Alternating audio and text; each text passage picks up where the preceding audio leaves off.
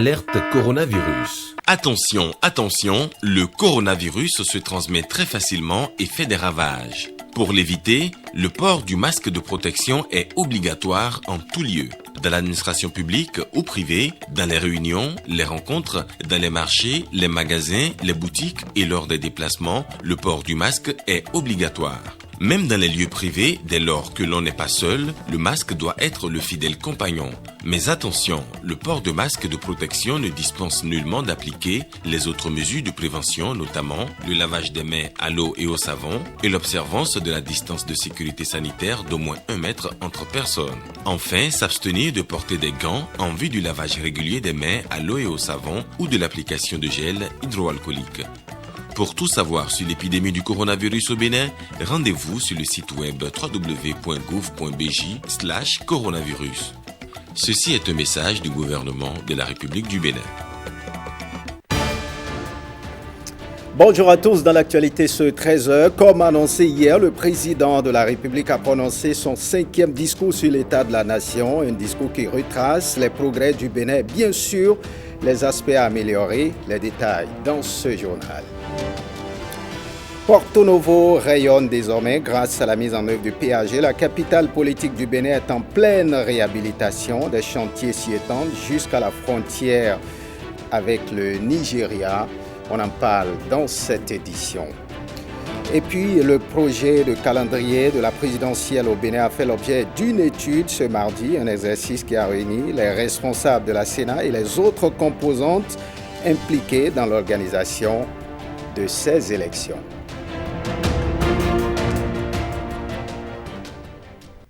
Bienvenue si vous nous rejoignez. Voyons ce message du président de la République. Comme de tradition, le chef de l'État a prononcé son 5e discours sur l'état de la nation. Selon Patrice Talon, même s'il reste des aspects à améliorer, le Bénin est déjà sur les rails du développement. Jérôme Ongbo, Bernard Diogwe nous en disent plus sur ce message du chef de l'État. Mardi 29 décembre 2020, Porto Novo s'éveille. Sur l'esplanade de l'Assemblée nationale, chacun s'affaire. Quelques instants plus tard, les représentants du peuple et les membres du gouvernement arrivent progressivement pour un exercice constitutionnel. Une session convoquée par la deuxième personnalité conformément à l'article 72 de la Constitution du 11 décembre 1990. À quelques minutes de 10 heures, le chef de l'État apparaît. Président de la République. Patrice Talon est accueilli pour informer ses concitoyens de l'état de la nation, le 5e exercice du quinquennat et 2e de l'actuelle législature. Dans tous les secteurs, dira le chef de l'État, le Bénin tient le bon bout. Entre autres, dans le secteur de l'énergie électrique, la terre de Kaba, Bioguera, Béanzin produit 50% de ses besoins actuels avec une prévision d'une totale autonomie en 18 mois. D'ici 2023, la connexion Internet sera d'un haut débit.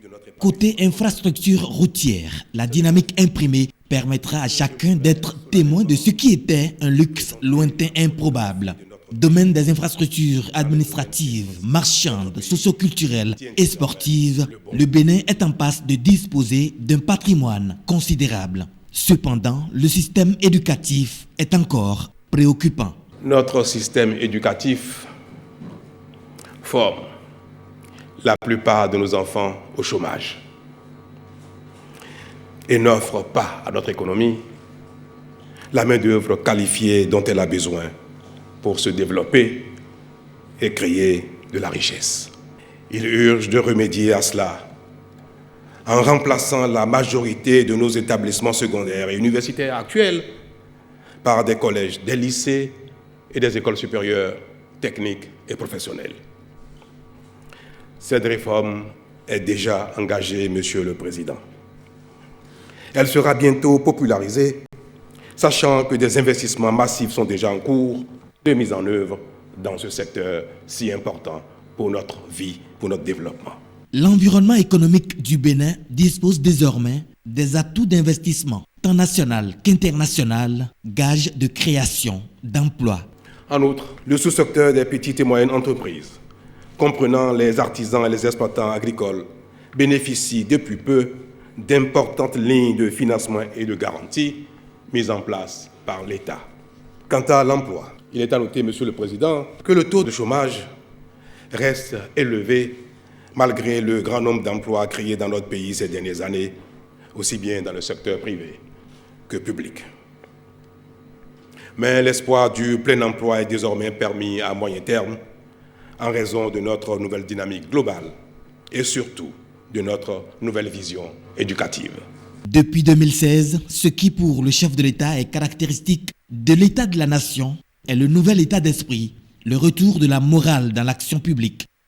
Hier, le Bénin, en proie à la corruption et à l'impunité endémique, s'illustre aujourd'hui dans une lutte implacable contre ces fléaux et le bien public est davantage respecté.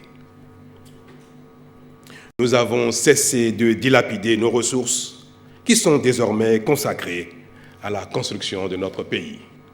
C'est le lieu pour moi de vous féliciter, mesdames et messieurs les députés, pour la part essentielle que votre institution prend dans cette œuvre de retour de la morale dans l'action publique. En effet, il a été observé, avant 2016, que le vote de certaines lois majeures, comme le budget général de l'État ou encore la tenue de sessions extraordinaires, donnait lieu à de honteuses tractations financières sans lesquelles le Parlement n'était pas disposé à jouer son rôle. Ces pratiques, qui n'honorent pas la démocratie, sont désormais révolues et cela ne vous empêche pas de vous acquitter admirablement de votre mission. Au contraire, vous travaillez plus que par le passé. Félicitations. Tel un virus, la dynamique imprimée n'a occulté aucun secteur de la vie, même le domaine religieux, mais surtout politique, avec la réforme du système partisan.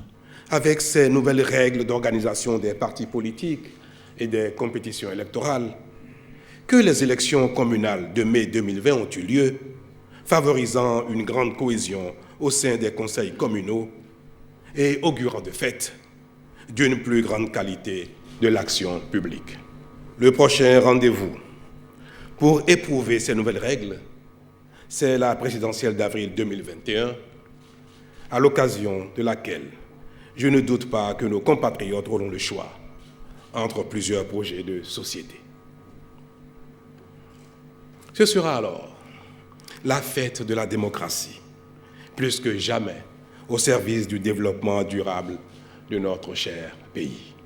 Le travail acharné dans la rigueur, l'abnégation, le sérieux et la confiance en soi a fait extirper le Bénin en moins de 5 ans du rang des pays pauvres pour celui des pays à revenus intermédiaires et pour avoir conduit avec dextérité ce peuple, aujourd'hui fier, optimiste en son avenir, le bâtisseur partage une certitude.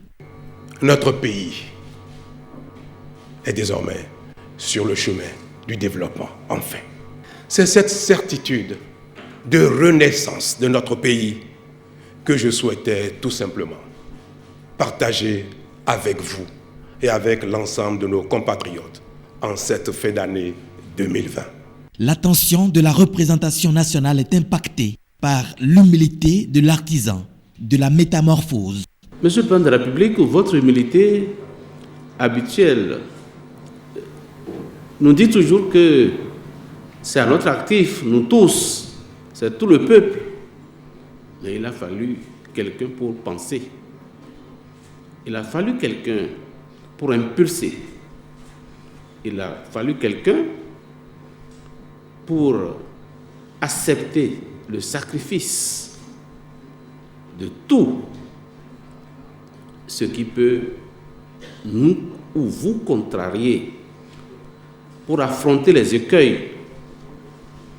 Il a fallu quelqu'un d'une certaine intrépidité pour pouvoir aller à ces résultats. Il a fallu quelqu'un de courageux pour pouvoir atteindre ces résultats.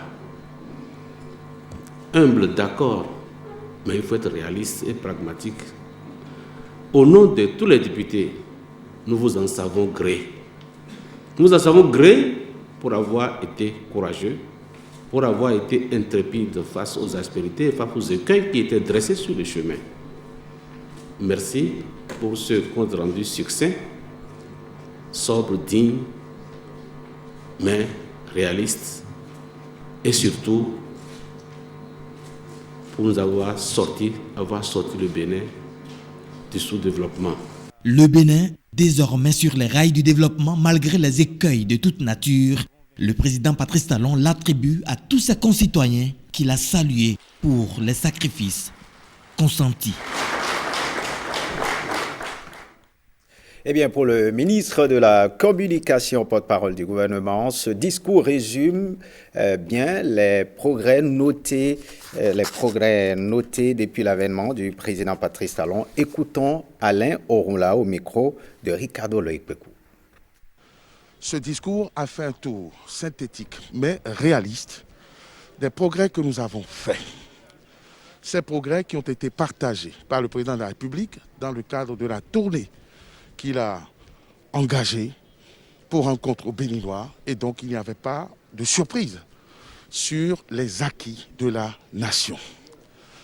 Ce discours a séduit et le président de l'Assemblée a repris à son compte la renaissance, qui est le facteur déterminant des résultats visibles et à venir que le président de la République a livré à l'Assemblée nationale. Ce discours a été l'occasion pour la représentation nationale et à travers cette représentation, tout le peuple béninois, de la justice qui a été rendue au président de la République, qui a toujours reconnu que ses mérites étaient l'œuvre du peuple béninois, mais il a fallu un homme pour impulser le développement, il a fallu un homme pour le concevoir, il a fallu un homme pour faire face aux écueils, aux obstacles, afin que les résultats obtenus, la certitude que notre pays est sorti du sous-développement, la certitude que notre pays est monté sur les rails du développement irréversiblement, il a fallu qu'un homme accepte et concède ses sacrifices. Et c'est ce qui est important pour moi à retenir, cette justice rendue au président de la République, sans lequel, il faut le reconnaître, nous n'aurions pas pu rompre avec le cycle de la fatalité, nous n'aurions pas pu engager courageusement, harmonieusement, mais certainement le développement de notre pays à tout point de vue et principalement sur la morale qui est revenue au centre de la gouvernance, au centre de l'action publique. Eh bien, les députés, quant à eux, ont exprimé leur fierté par rapport aux réformes engagées par Patrice Talon. Pour eux aussi, ce message traduit les avancées du Bénin. On les écoute au micro de Jérôme Mongbo et Bernard Diawé. Le Bénin est déjà sur les rails du développement. Ça, c'est très important. Donc, l'espoir est permis. Et à travers les jalons posés par le chef de l'État, ça veut dire que le Bénin a amorcé un développement. Le Bénin ne va plus reculer. Beaucoup de choses ont été faites. C'est comme si vous semez une graine, vous arrosez, vous attendez naturellement à ce qu'elle pousse. Et quand elle va pousser, c'est la récolte. Donc, il y a des secteurs où ça a été semé, des secteurs où c'est semé, ça a poussé, des secteurs où ça a même poussé. Les fruits sont encore verts, ils vont mûrir bientôt. Donc je crois que c'est cette image que je dis du Bénin. Vous avez son discours très bref et c'est comme ça se constate sur le terrain. Aujourd'hui au Bénin, c'est une fierté de tous les chantiers. Porte-Novo d'il y a 4 ans, 5 ans, Porte-Novo d'aujourd'hui, c'est le jour et la nuit. Et les gens le disent et les gens le constatent. Ceux qui sont partis pour quelques années à l'extérieur, en revenant, ils se perdent maintenant. Ils ne peuvent même pas s'orienter dans leur propre ville, qui n'est pas aussi grande. Donc, Porte-Novo en a tiré beaucoup et les Porte-Noviens en sont fiers. Si nous nous aimons au Bénin, c'est une continuité. Moi, j'entrevois que le président rempile, que le président continue ses œuvres. Parce que si nous voyons le Bénin, ce qu'il était, ce que le Bénin a été il y a 5 ans et aujourd'hui, je crois que quand nous regardons l'impact positif des réformes la gouvernance même au Bénin, la qualité de notre gouvernance, la lutte contre la corruption et les fruits que ça a apporté. Je crois que si nous sommes patriotes, c'est le lieu de le montrer, de le démontrer. Je demandais à tous les Béninois de croire en ce président qui va nous sortir de la pauvreté, de le suivre, de l'apprécier, malgré nos difficultés quotidiennes. Il dit que de tout ça, ce qui le fait réjouir, c'est l'état d'esprit des Béninois. C'est-à-dire désormais, la gabégie n'a plus sa place, le mercantilisme n'a plus sa place, ni en politique ni ailleurs. Dans l'administration, on lit maintenant la moralité. Tout ce qui se passe aujourd'hui maintenant, c'est pour l'avenir, c'est pour nos enfants. Donc la génération montante maintenant, c'est sur quoi se baser pour aller, c'est-à-dire le travail et le travail bien fait. L'intérêt général est à sauvegarder et à respecter. Que veut le peuple? Nous ne voulons rien d'autre que le développement. Un développement inclusif, un développement harmonieux, un développement qui touche aussi bien les femmes que les jeunes. Donc on ne peut pas faire ce développement si on n'accepte pas de changer nos comportements d'hier qui, tout le monde le reconnaît, était vraiment la déviance. Le Bénin est sur les rails comme il l'a dit et je ne pense pas que le Bénin puisse dérailler. Si il y a des gens qui doutent, si il y a des gens qui hésitent, si il y a des gens qui ne sont pas prêts, qu'ils veuillent bien laisser et voir. Ils ont intérêt à joindre cette barque, à joindre ce train du développement qui ne va pas dérailler et qui ne déraillera jamais. En matière de démocratie, en matière de gouvernance, en matière économique, nous faisons la fierté de l'opinion internationale aujourd'hui. Malgré tout le contexte du Covid, malgré le contexte du Nigeria, ces choses-là ont été évoquées, tous les secteurs ont été impactés. Il a salué le fait que désormais, il est important que l'éducation puisse se focaliser sur l'enseignement technique pour que le Bénin puisse, à l'instar des autres pays qui étaient pauvres hier, mais qui aujourd'hui connaissent le développement réel, le Bénin soit dans cette logique d'évolution positive. Ce n'est pas du populisme, c'est du réalisme. Et aujourd'hui, si vous voyez tout ce que nous faisons dans les conditions difficiles, et en tenant compte, par exemple, de la fermeture de nos frontières avec le géant du Nigeria et avec la pandémie Covid qui a freiné toutes les activités dans le monde entier et que au Bénin, nous continuons d'investir, de tracer nos routes, de construire des hôpitaux, de nous sentir à l'aise. Je crois que nous sommes sur le bon chemin et nous tenons le bon bout. Je parle en tant que citoyen observateur de la vie socio-économique du Bénin pour dire que nous avons le devoir national de soutenir les actions du gouvernement du président Patrice Talon parce que c'est à ce prix. C'est vrai, c'est difficile. Nous devons serrer les coudes. Nous devons nous oublier un peu. Mais le résultat, l'objectif est noble.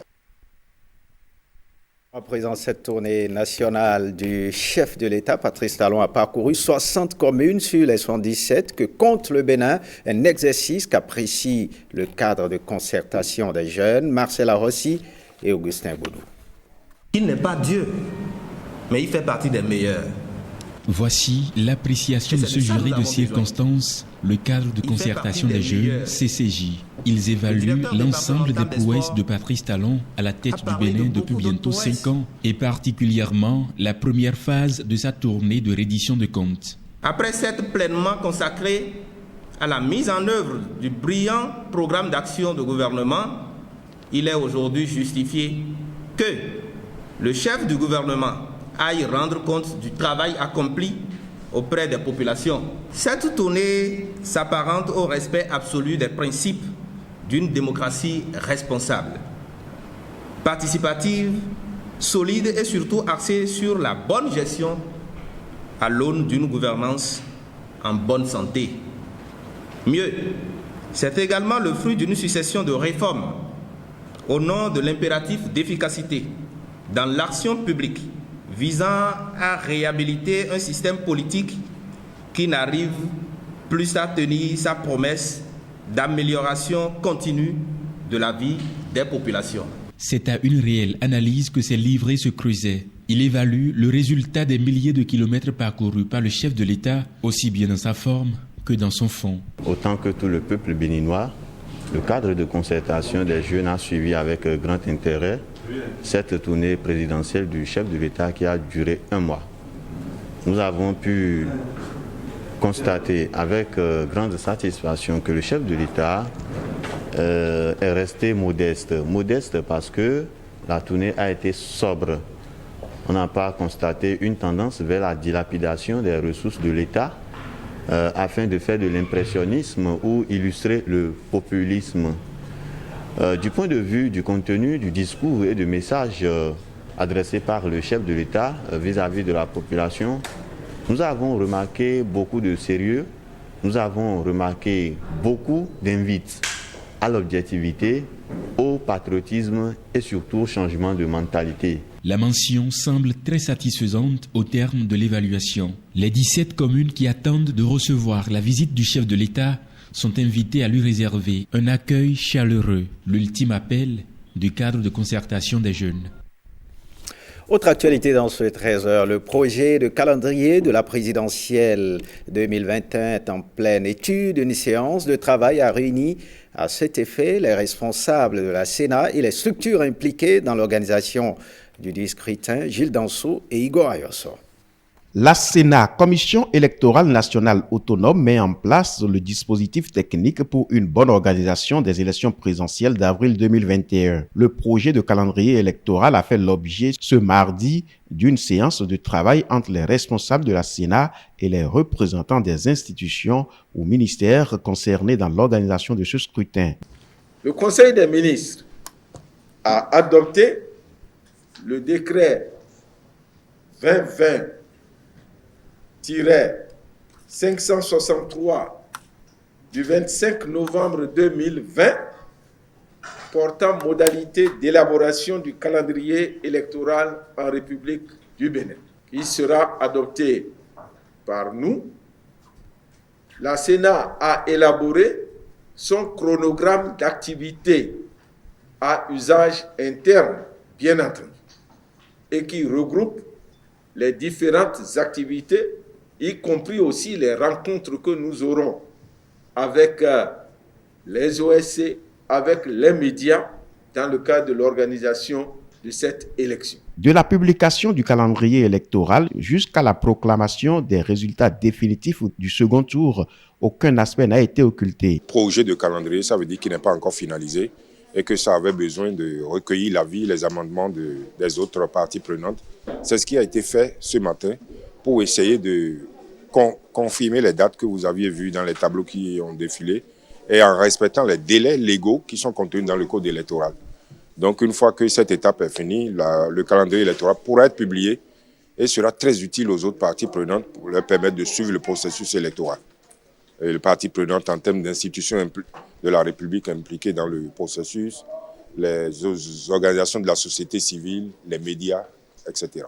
La première date à retenir, c'est la publication du calendrier électoral qui est prévue sur les diapos que vous avez vus pour le 11 janvier prochain. Et puis après, il y a l'enregistrement des déclarations de candidature. Et cet enregistrement prend son socle au niveau de la publication des listes des pièces à fournir. Donc, et après, il y a le déroulement du scrutin et la publication des résultats. L'Agence nationale de traitement est un maillon important qui accompagne la Sénat dans l'organisation des élections. En effet, c'est elle qui produit à la Sénat la liste électorale sans laquelle on ne saurait organiser une élection. C'est encore elle qui produit les documents électoraux, à savoir la liste électorale, la liste d'émargement à la Sénat pour l'organisation matérielle des élections.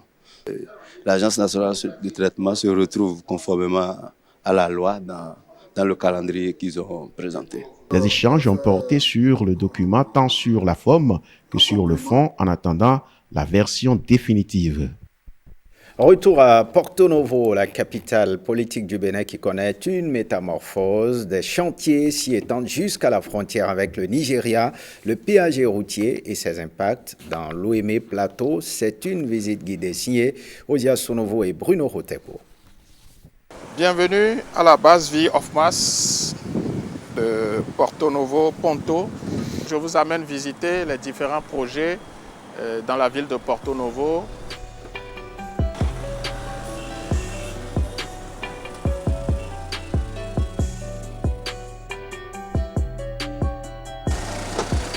Alors, nous sommes ici précisément au carrefour dénommé Carrefour Pobé-Laga. Vous voyez la gendarmerie à côté et le bâtiment donc, de l'église. Donc c'est une rue longue de 6 km qui prend son départ à la Hernier 1. Donc c'est une rue essentiellement sur toute la longueur en double voie. Ici, c'est la rue dénommée numéro 6 du projet asphaltage. La rue raccorde la voie pavée Wando à Dowa, d'environ 4 km, et aménagée en 2x2 voies. Devant moi, donc, vous voyez la voie pavée qui quitte à ma droite le carrefour Wando et qui rallie le quartier de Dowa. Et c'est une rue donc, qui sert de soulagement de la voie RN 1, la voie principale qui traverse donc le Porto Novo. Nous sommes présents dans l'Ouémé Plateau, Semepodi jusqu'à Pobé, Pobé-Wenki, Pobé-Adjawara-Wenki et Pobé jusqu'à la frontière Nigeria. L'essentiel donc de nos grands projets sont effectivement dans la ville de Porto Novo, où nous réalisons les projets de préfinancement que nous appelons habituellement projets PPP, et aussi des projets de l'asphaltage. Ce projet, nous le constatons, a véritablement transformé la ville.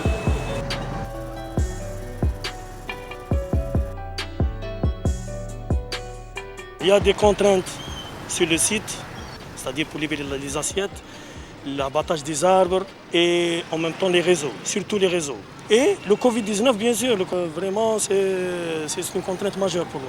Il n'y a pas de souci, et même je pense que l'entreprise of Mass, elle peut terminer le chantier dans les règles de l'art, il n'y a pas de souci.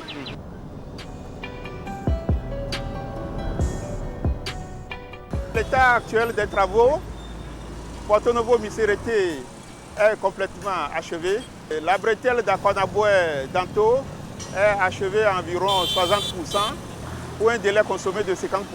Le tronçon de Pobé-Adjawara-Wenki est achevé à environ 93%. Et les travaux évoluent très bien. Ces travaux-là seront complètement achevés d'ici la fin du mois de mars. Les structures s'adaptent. C'est à partir des calculs de dimensionnement de structures qu'on obtient la structure à appliquer pour avoir une durée de vie de 20 ans pour la route. Le premier marché sera livré à la fin du mois de mars.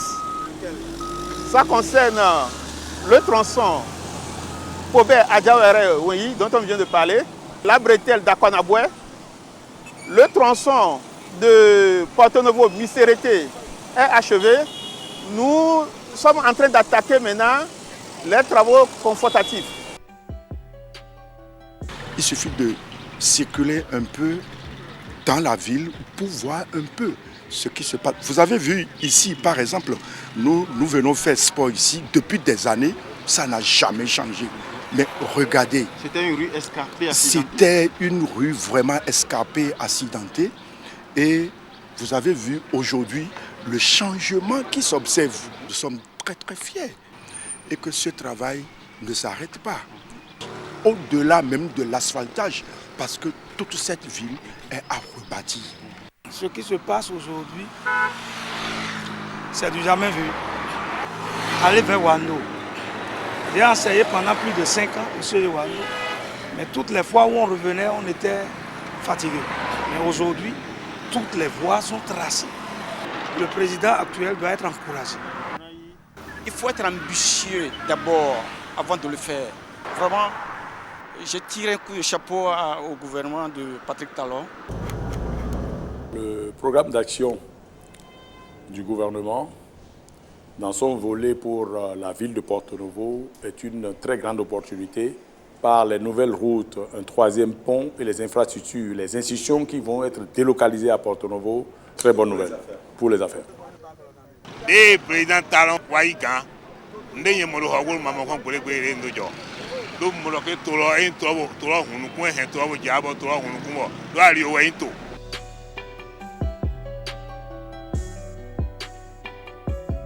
onana koda anjaduko même àwọn ese onana papa wọn ko fo ale. La voie est tellement dégradée si bien que les chauffeurs à leur retour ils sentent beaucoup de douleur. On a eu affaire avec des présidents, mais à monsieur notre président actuel, on lui tire le chapeau et qu'il n'a qu'à continuer et Dieu va l'aider. Sur les anciennes routes, la souffrance elle est énorme et intense même. Avant de quitter Pobé pour Kétou par exemple, vous prenez une autre couleur. La voie Pobé à Diawere-Wenhi qu'on a lancée, vraiment c'est un véritable ouf de soulagement pour les populations, surtout d'Adiawere, et on s'en réjouit. Le tronçon de Pobé à Diawere-Wenhi est achevé à environ 93% et les travaux évoluent très bien. Ces travaux-là seront complètement achevés d'ici la fin du mois de mars. Nous avons mis tout le soin qu'il faut, nous avons mis toute la technique qu'il faut et aujourd'hui je crois que chacun peut apprécier la qualité du travail qui est fait, la qualité des aménagements, la qualité de l'éclairage public.